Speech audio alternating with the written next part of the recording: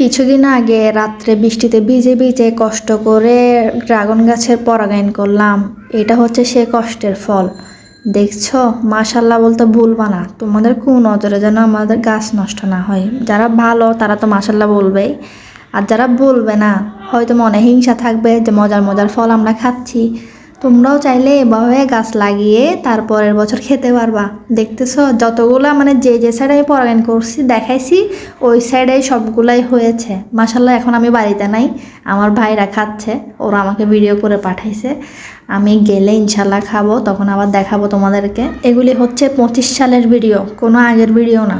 তোমরা চাইলে আমি লাইভ করেও দেখাইতে পারি, বাট এটা দরকার পড়ে নাই যদিও, কিন্তু অনেক সুন্দর লাগতেছে। এগুলো হচ্ছে কালকে রাত্রে বৃষ্টি হয়েছে তখনের ভিডিও করতেছিল, সকালে পেরে আনছে এগুলা। মাশাল্লাহ বলতে ভুলিও না, যা যা আমার হাতে পরাগায়ন করছে একটা ফল নষ্ট হয় নাই, মাশাল্লাহ সবগুলাই হয়েছে। তোমাদেরকে দেখে লোভ লাগাচ্ছি তা কিন্তু না, আমি চাচ্ছি যে তোমরাও এভাবে ছাদ থাকলে গাছ লাগাও, গাছ লাগিয়ে খেয়ে দেখো কেমন হয়। সব কিছুর অ্যাক্টিভিটিসের দরকার আছে।